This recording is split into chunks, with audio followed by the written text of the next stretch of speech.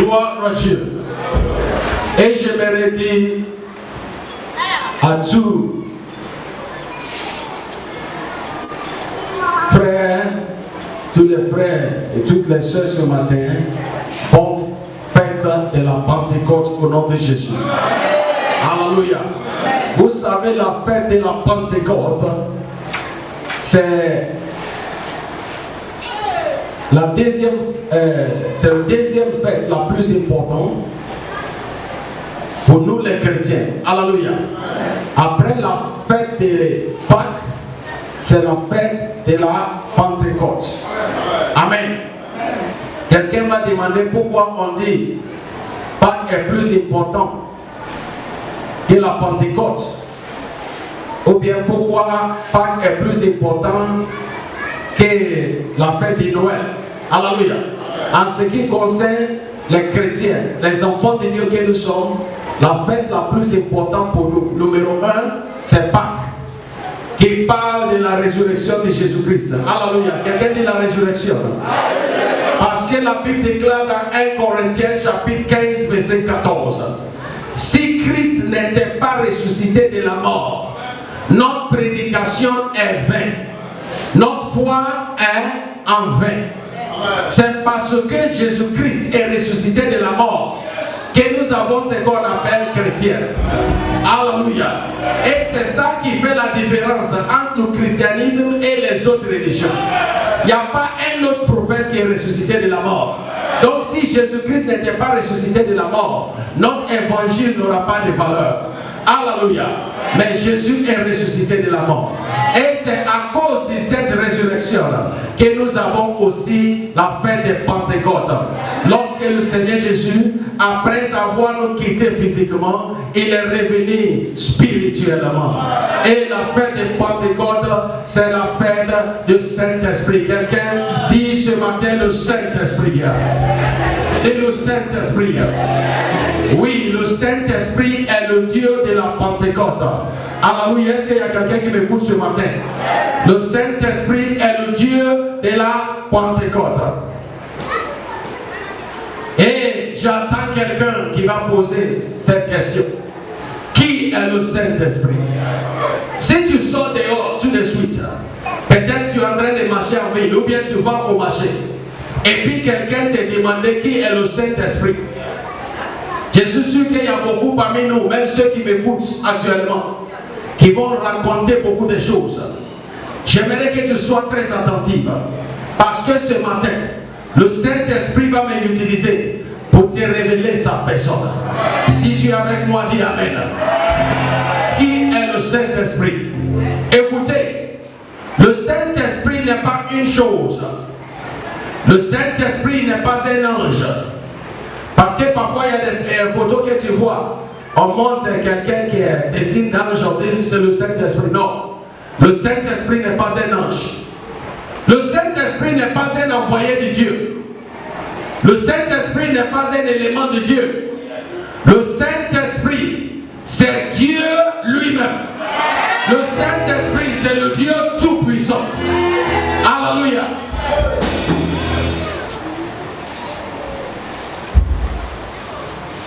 Gloire à Dieu.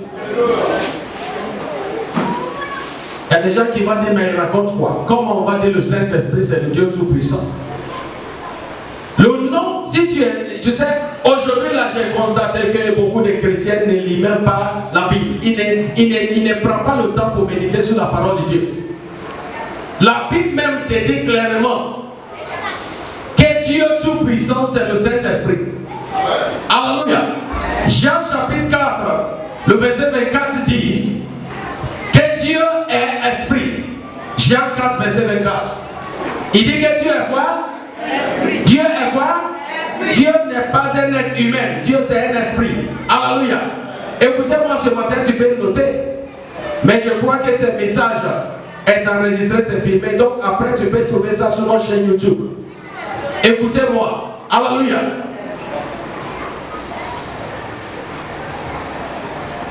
Dieu est esprit. Donc si Dieu est esprit, il est quel genre d'esprit? La Bible nous a dit encore, dans on va commencer d'abord. Je vais partir dans plusieurs livres de la Bible parce que parfois il faut vraiment éclairer. Exode chapitre 19 verset 6. Lorsque Dieu a appelé aux enfants d'Israël, il a donné cette instruction à Moïse. Dans Exode 19 verset 6, il dit: vous serez pour moi un royaume des sacrificateurs, une nation sainte. La sainteté, quelqu'un dit la sainteté. Lévitique chapitre 11 verset 44, il dit: car je suis l'Éternel votre Dieu, vous vous sanctifierez et vous serez saints, car moi je suis saint. Alléluia. Et parle de quoi? Et parle de quoi? Et dans Apocalypse chapitre 4 le verset 8, la Bible déclare que les quatre êtres vivants remplis des yeux, ils ne cessent à crier jour et nuit: Saint, Saint, Saint est le Seigneur, le Dieu Tout-Puissant. Alléluia. Donc si Dieu est esprit, selon Jean chapitre 4 verset 24, et Dieu est saint, ça veut dire que Dieu, c'est un esprit qui est saint. Esprit saint, Saint-Esprit. Alléluia. J'aime la parole de Dieu.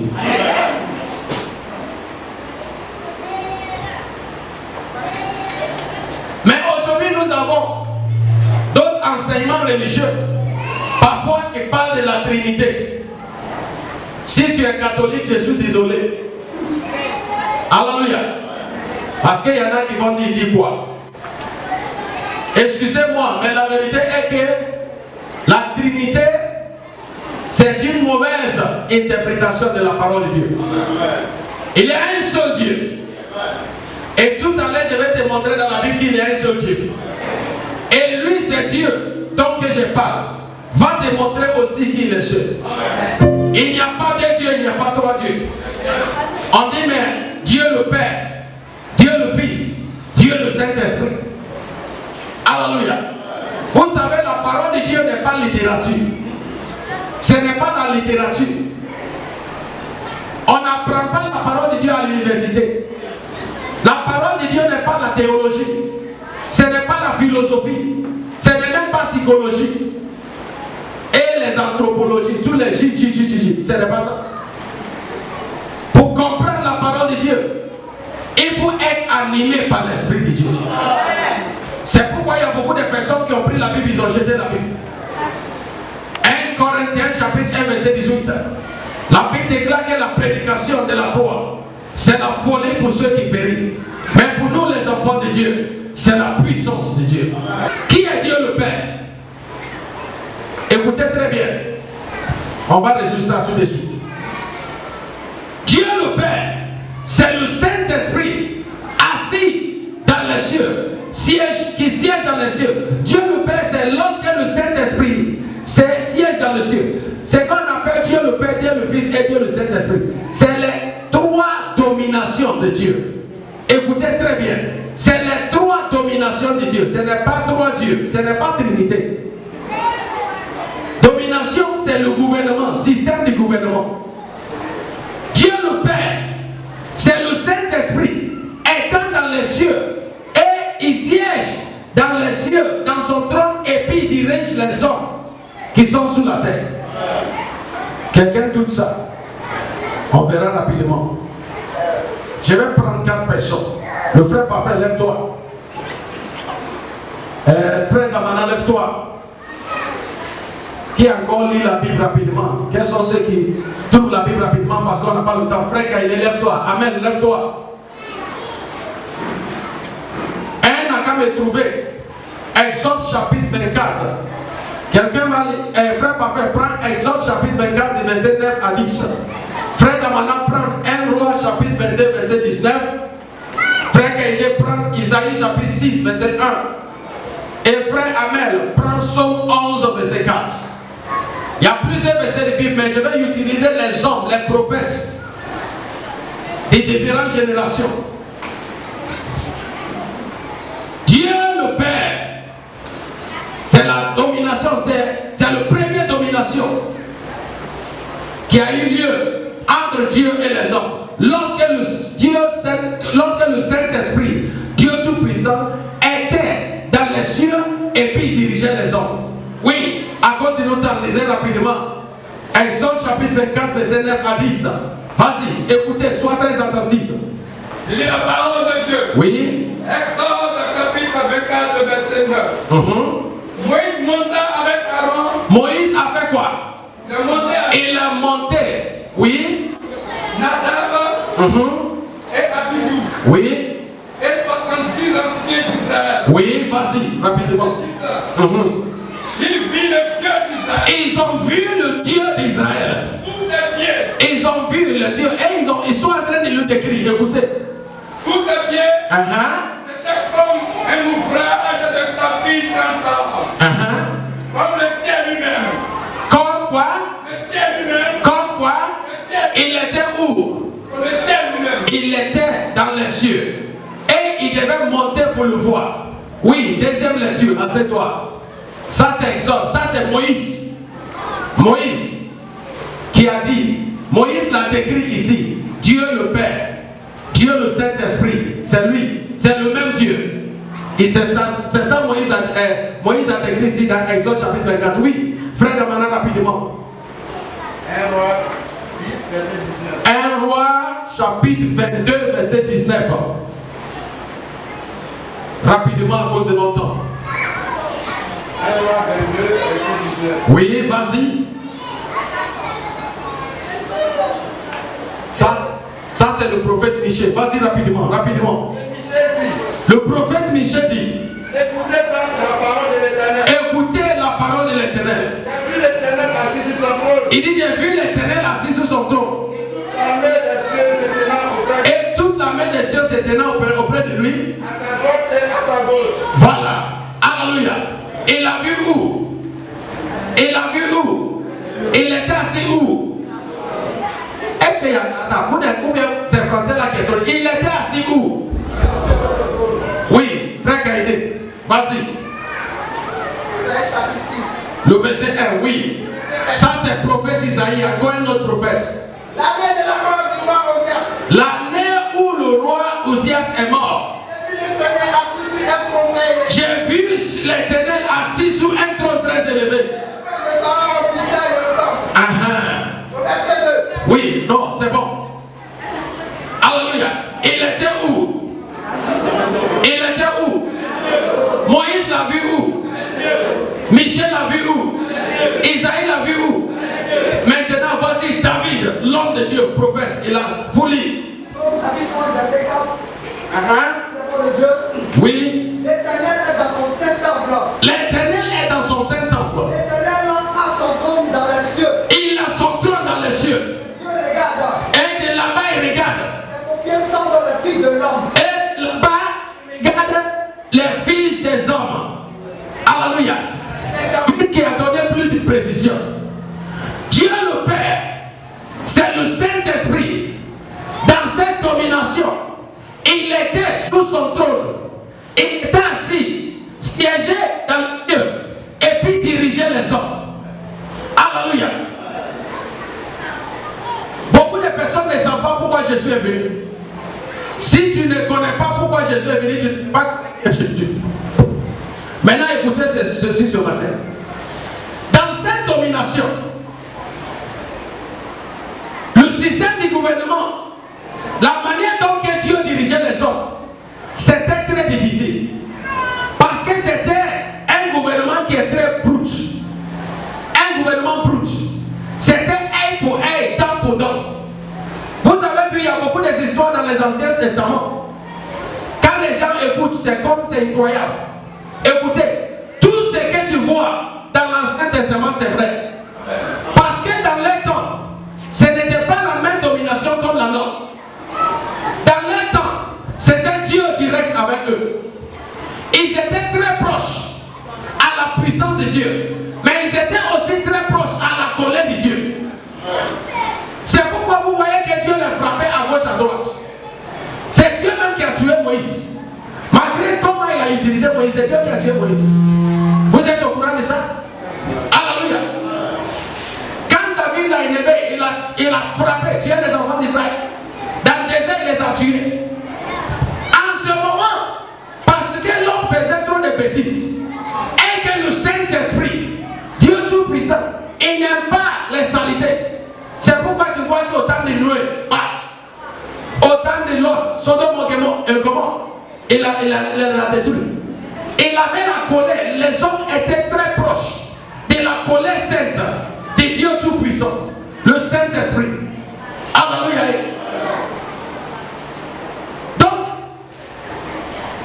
Dieu, le Saint-Esprit, assis sur son trône, il a vu que, attends, les hommes font trop de bêtises. Et si je ne fais pas quelque chose, je vais détruire tous les hommes là. Parce qu'à chaque fois, d'élever Dieu. Aujourd'hui là, l'une des raisons pour laquelle les gens peuvent s'asseoir, et puis ils vont insulter Dieu, insulter la maison de Dieu, et puis rien ne les arrive. C'est pas parce que Dieu n'est pas. C'est simplement parce que son système de gouvernement a changé. Écoutez ce que je vais t'expliquer. Si c'était avant, vous voyez qu'Élie, quand le roi envoyait des gens pour l'arrêter, il dit si je suis un homme de Dieu, quel quoi le feu descend. Donc à ce moment c'était tic-tac. Il fait, il te frappe. Tu fais, il ne perd pas le temps. Mais Dieu a aimé l'homme. Il dit mais l'homme que j'ai crié, je vais finir par détruire l'homme. Jean chapitre 3 verset 16. Il dit car Dieu a tellement aimé le monde. Et il a fait quoi?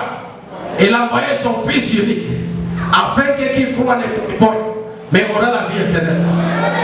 Ça c'est Dieu le Père. Donc il a décidé de changer la domination, changer le système du gouvernement, diriger les hommes autrement. Mais il y a un problème. L'homme est déjà contaminé. L'homme est corrompu. Et lui, le Saint-Esprit, il ne peut pas descendre les hommes comme ça. Alléluia. Jean chapitre 1 verset 1. Au commencement était la parole. La parole était avec Dieu. Et la parole est Dieu. Ça c'est le mystère. Amen. Donc le Saint-Esprit maintenant, il dit ok, je vais changer le système du gouvernement. Je vais diriger les hommes autrement. Je vais remédier l'homme. Je vais racheter l'âme de l'homme. Amen. Et maintenant, quand il a assis dans sa sagesse infinie, il a vu que lui-même, il doit prendre ses responsabilités pour sauver les hommes qu'il a créés. Est-ce qu'il y a quelqu'un qui écoute la parole de Dieu ce matin?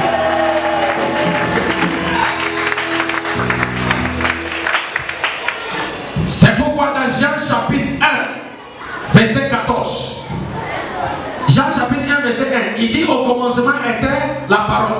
La parole était avec Dieu. Et la parole est Dieu. Mais dans verset 14, il dit et la parole a été fait chair. Elle habitait parmi nous, pleine de grâce et de vérité. Et nous avons contemplé sa gloire. Le Saint-Esprit maintenant doit descendre. Mais comme c'est le Saint-Esprit qui n'aime pas la saleté, il doit maintenant prendre la nature de l'homme. Il doit s'incarner à l'homme. Et comme c'est un Dieu qui est saint, il a choisi en même temps une vierge. Parce qu'il n'est pas dans la saleté. Et c'est comme ça que le Saint-Esprit est rentré dans l'entraille du mari pour ressortir avec le corps humain. Et c'est ça qu'on appelle Jésus-Christ. Écoutez ce matin. Alléluia. Alléluia. Pourquoi il doit faire ça? Parce que l'homme est devenu sale. L'homme est contaminé. La Bible dit, selon la loi de l'esprit, tout est purifié par le sang. Et sans l'effusion du sang, il n'y aura pas le pardon de péché. Est-ce qu'il y a quelqu'un qui m'écoute? Donc ça veut dire que l'homme doit être racheté par le sang. Mais il y a un problème.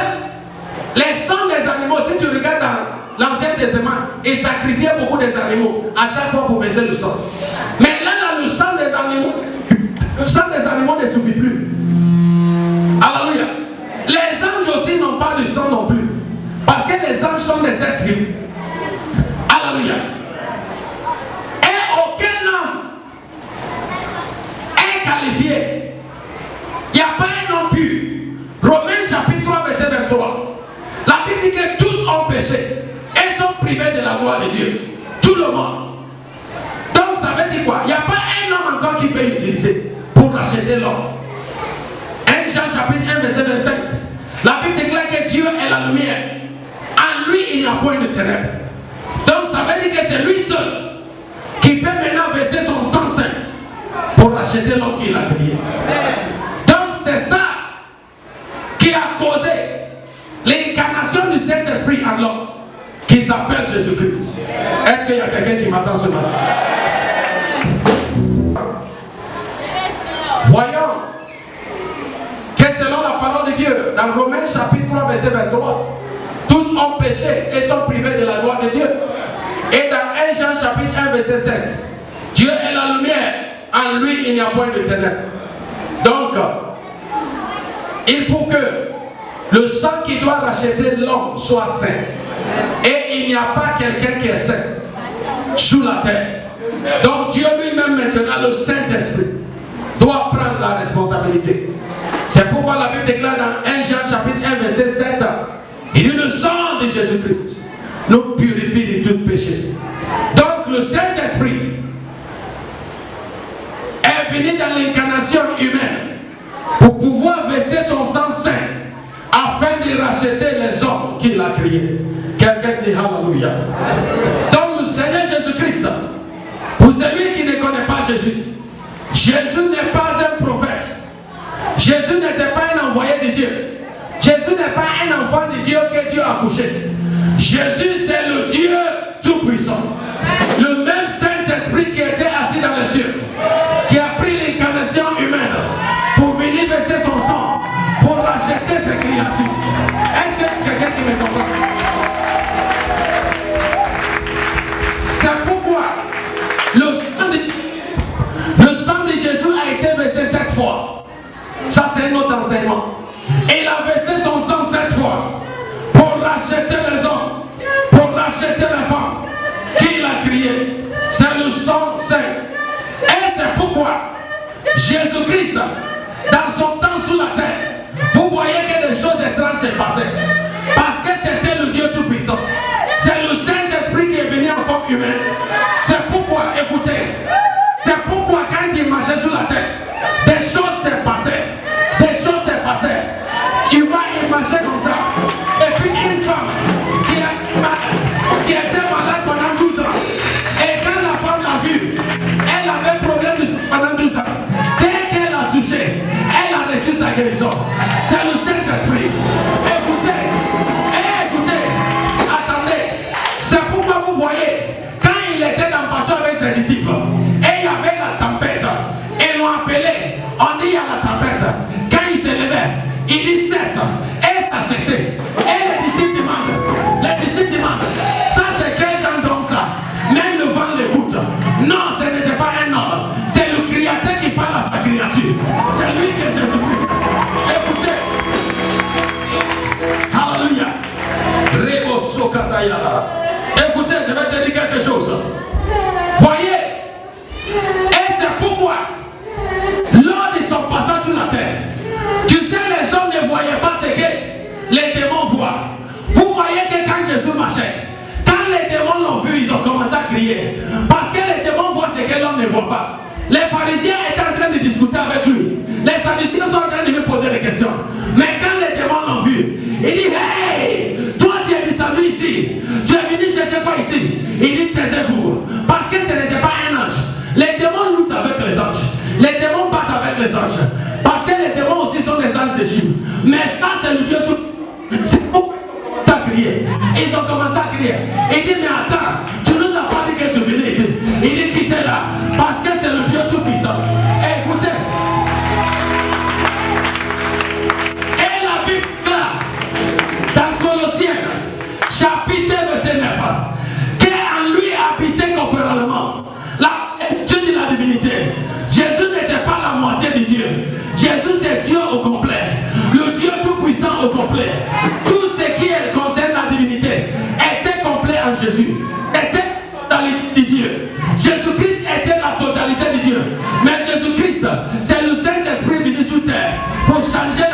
domination. C'est ça qu'on appelle Dieu le Fils. Écoutez, Dieu le Fils, c'est deuxième domination de Dieu. Lorsque le Saint-Esprit Dieu Tout-Puissant va descendre sur la terre pour habiter avec les gens qu'il a créés, c'est pourquoi on appelle Emmanuel, Dieu avec nous.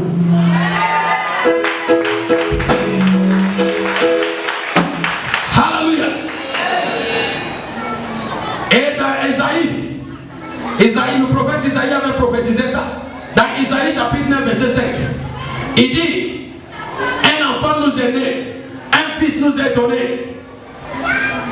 Et la domination restera sur son épaule. On l'appela l'admirable, conseiller, Dieu Tout-Puissant. On l'appelait Prince de paix. Et parle de Jésus-Christ. Et parle de l'arrivée du Saint-Esprit sur la terre des hommes. Alléluia. Donc beaucoup de personnes ne savent pas que Jésus est le Saint-Esprit lui-même. Donc ce n'est pas un deuxième Dieu. C'est le même Dieu. Le Dieu d'Abraham, d'Isaac et de Jacob. Le Saint-Esprit. C'est lui qui a descendu. Il a pris le corps humain. Et c'est ça qui est Jésus-Christ. Alléluia. Jésus-Christ est la manifestation de la compassion de Dieu envers les hommes. Jésus-Christ, c'est la manifestation de la grâce de Dieu envers les hommes. C'est pourquoi la Bible dit qu'il n'y a pas un autre nom qui a été donné par laquelle les hommes puissent être sauvés, sauf le nom de Jésus. Parce qu'à chaque fois, quand tu appelles le nom de Jésus, Dieu Tout-Puissant se souvient de son passage sur la terre. Les démons se souviennent de son passage sur la terre. Et les démons se mettent loin parce qu'ils ne savent pas ce qui se passe. Alléluia. Et il nous a rachetés par son sang. Il nous a rachetés par son sang. Il nous a rachetés par son sang. Le Dieu Tout-Puissant, il nous a rachetés par son sang. Et vous voyez, Jésus était là, les gens le regardaient. Mais il y en a qui n'ont pas connu Jésus-Christ. Il y en a qui attendent parler de Jésus-Christ et qui pensent que c'est une plaisanterie. Qui pensent que l'évangile de Jésus-Christ, c'est une invention. Mon frère, ma soeur, écoutez ce matin. Jésus-Christ est le Dieu Tout-Puissant qui est descendu sur la terre des hommes. Et la Bible a raconté cette histoire bien par l'inspiration. L'apôtre Jean bien-aimé, il écrit dans Jean chapitre 1 verset 10 à 13 et je cite, il dit, elle était dans le monde, mais le monde a été fait par elle, mais le monde ne l'a point connu. Alléluia. Jean chapitre 1, le verset 11, le verset 10 pardon. Elle était dans le monde, il parle de la même parole, le même Dieu. Il a été dans le monde et le monde ne l'a point connu. Le monde a été fait par elle. Et dans verset 11, il dit, elle est venue chez les siennes. Et les siennes ne l'ont point reçu. Mais dans verset 10 de Jean chapitre 1, il dit à tous ceux qui l'ont reçu, à tous ceux qui croient en son nom, il les a donné le pouvoir de devenir des enfants de Dieu. Donc le Saint-Esprit est venu sur la terre. Il est venu te racheter. Et il est venu t'adopter. Et à cause de Jésus-Christ, tu es devenu un héritier de Dieu Tout-Puissant. De Dieu Tout-Puissant. À cause de Jésus-Christ. Et le verset 13, il dit, lesquels ne sont pas quoi? Ils ne sont pas ils ne sont pas nés non du sang, ni de la volonté de l'homme, mais de Dieu. Si tu es ici ce matin et tu n'as pas encore reçu Jésus-Christ, je vais te dire quelque chose. Le Seigneur Jésus-Christ, qui est le Saint-Esprit, est venu pour racheter ton âme.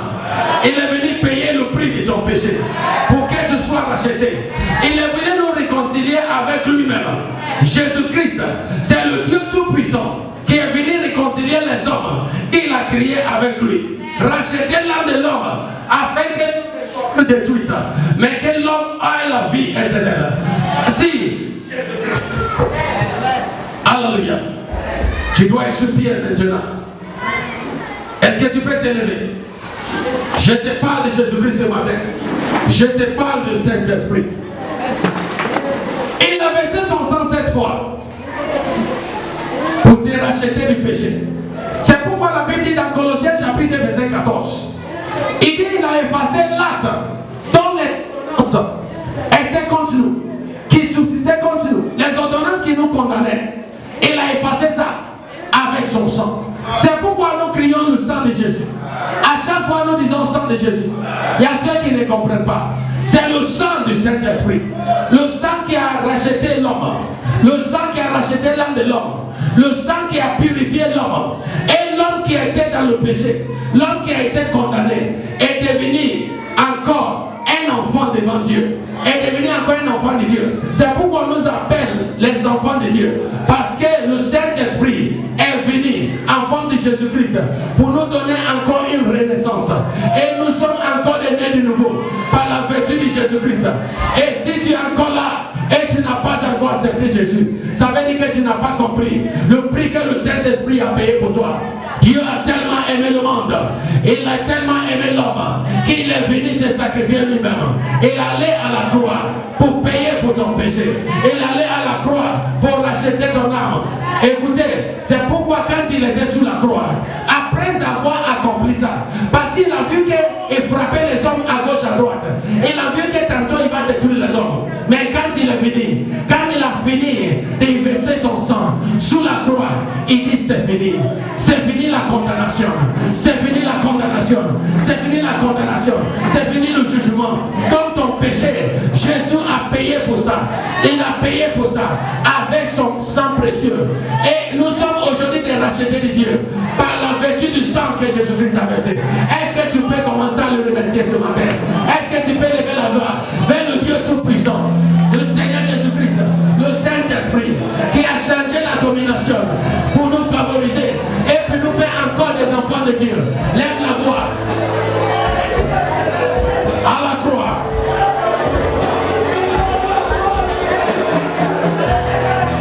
Et t'as racheté à la croix.